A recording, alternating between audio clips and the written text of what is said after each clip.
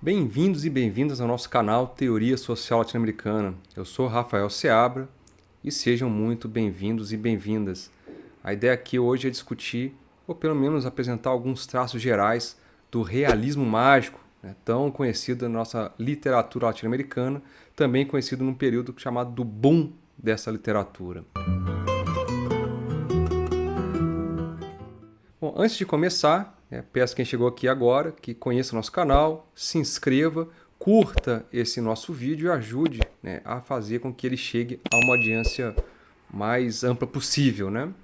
Bom, seguindo a ideia aqui da discussão sobre o realismo mágico, ele, no interior da nossa literatura, ele compreende esse emprego de técnicas e formas narrativas e descritivas que têm o objetivo de dar conta, dentro da literatura ou do literário, daqueles aspectos diferenciadores da realidade latino-americana. E as bases desse termo, elas começam a se tornar um conceito e logo na sequência uma corrente e uma prática literária na nossa América a partir do grande escritor cubano, o Alejo Carpentier, que viveu entre 1904 e 1980, e nesse livro aqui, O Reino deste Mundo, ele começa a apresentar o termo real maravilhoso, para discutir com a gente, para apresentar como que desde sempre o nosso continente ele foi palco de um universo real, mágico e maravilhoso, em que essa realidade e o fantástico praticamente não se dissociavam.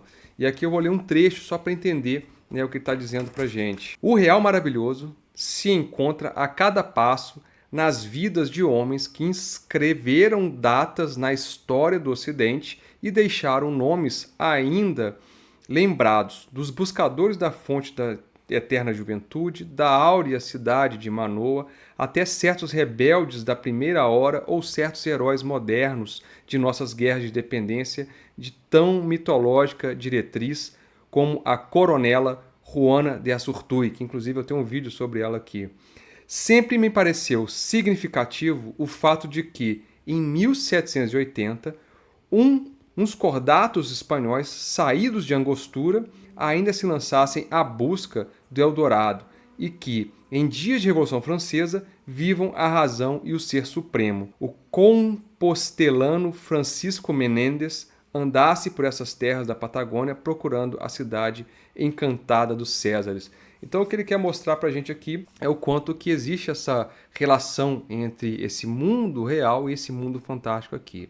Então, com o passar do tempo, essa ideia passa a formar parte da literatura a partir desse universo mágico e vai ter como pano de fundo essas cosmogonias, essa natureza do continente, as suas florestas, os rios que são imensos, parece que até um oceano, ou seja, o rio Orinoco chegou a ser confundido com um oceano. Então, os escritores do realismo mágico, ou do realismo maravilhoso, apresentam ou inserem na sua literatura esses elementos surpreendentes que são feitos de uma forma muito natural ou o mais natural possível e de modo que assim eles vão dizer que esse maravilhoso, que esse mágico na vida da América Latina faz parte do nosso cotidiano e forma parte da nossa realidade.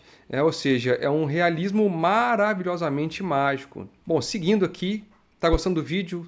Curta, dê o like e se inscrevam no canal. Bom, o imaginário que foi trazido então pelos conquistadores europeus, espanhóis, portugueses a princípio, eles desde o começo eles vão traçar essa linha tênue entre o imaginário desses homens do velho mundo com essa realidade do novo mundo, ou seja, entre o real e o maravilhoso, esse real e esse mágico.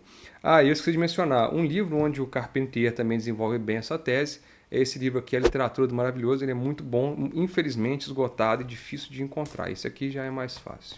Então, com os estrangeiros, com esses conquistadores, vieram então esses mitos, ou pelo menos essas percepções do real, com base na sua própria visão, que vão mostrar um equívoco, Ou seja, são terras que eles vão denominar como Índias, que na verdade não eram Índia, são os indígenas que vão ser confundidos com esse povo ou com alguma comunidade desse extremo oriente perdida, mulheres que vão ser confundidas ou ditas a partir do mito das Amazonas, que vai acabar tornando o nome da nossa selva.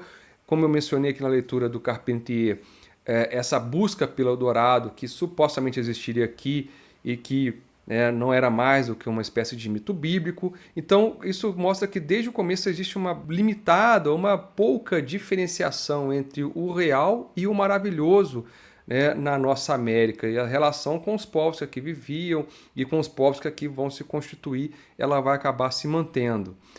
E isso se vê muitas vezes nas adaptações que os próprios colonizadores, depois do início da conquista, vão começar a fazer sobre a nossa realidade. Então, por exemplo, nós éramos chamados de Índias, e na sequência, como se percebe a partir de uma discussão aí no início do século XVI, que era um outro continente, se mantém como o nome de Índias Ocidentais, que até se consolidar o nome de América demora um pouco mais.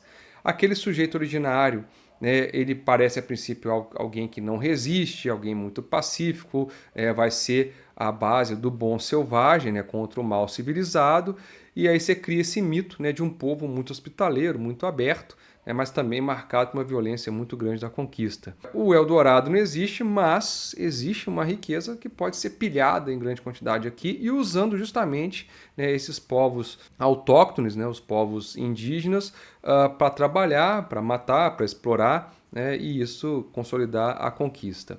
Mas o que é mais interessante aqui, e o próprio Carpentier vai tentar trazer para a gente, é buscar essas origens desse gênero. Ou seja, ele vai se remeter nessa discussão a algo que já acontecia na literatura europeia, que era o maravilhoso, a literatura do fantástico. Só que para o Carpentier, e está justamente nessa obra aqui, essa ideia do fantástico lá era muito ligada a um lugar comum. E aqui você consegue fazer uma ponte entre o real e esse mundo fantástico. Então, vai ser na obra do Garcia Marques, do Gabriel Garcia Marques, fez aniversário semana passada, agora em início de março, que isso vai se tornar algo mais consolidado ou mais conhecido, vamos dizer assim.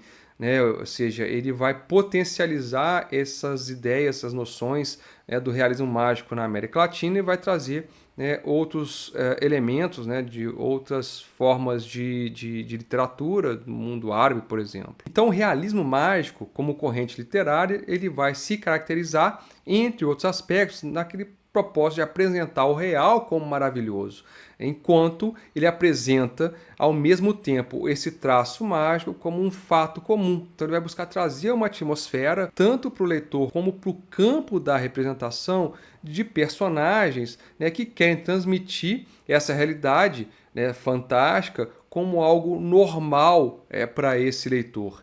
E ele tenta representar para o leitor, por meio de abstrações, um tipo de superstição, um tipo de crença popular, de sincretismo religioso, que vão fazer, que vão ter na sua essência essa peculiaridade e essas idiosincrasias da América Latina, sobretudo o problema da violência, ou seja, é uma forma de mostrar o quanto que ela é uma barbaridade, mas o quanto que ela vai fazendo parte da nossa realidade e acaba sendo uma forma de contornar a censura e de apresentá-la de uma forma não tão brutal, mas mesmo assim com uma crítica. Bom, o ponto culminante do realismo mágico, ele vai se dar nas décadas de 60 e 70, conhecido como o boom da literatura latino-americana, quando esse romance ele alcança uma escala planetária que até então ele não tinha, tinha, mas não tanto. E o fato que tenha surgido nos fins dos anos 40,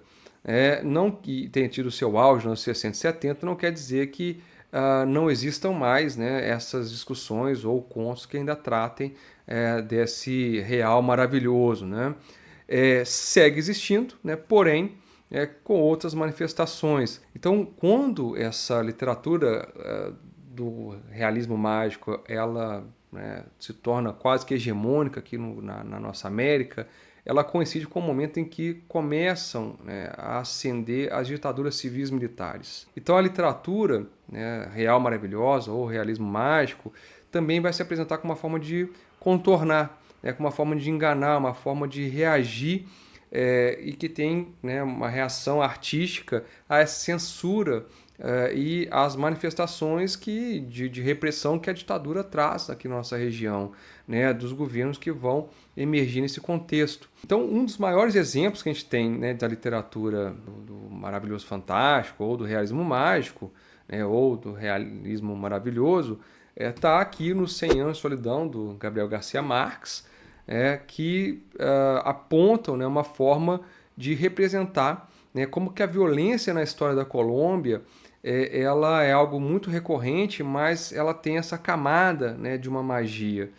Ou seja, é algo muito presente que quase que se naturaliza, mas isso é um absurdo ao mesmo tempo, né? Então as histórias que vão formando, né, os 100 Anos de Solidão, elas fazem, né, uma questão que tratam esse maravilhoso como algo normal. Então a essência da naturalidade colombiana, marcada por essa violência, é uma metáfora da América, ou seja, a formação, os nomes e como que isso vai sendo parte do que a gente acaba sendo.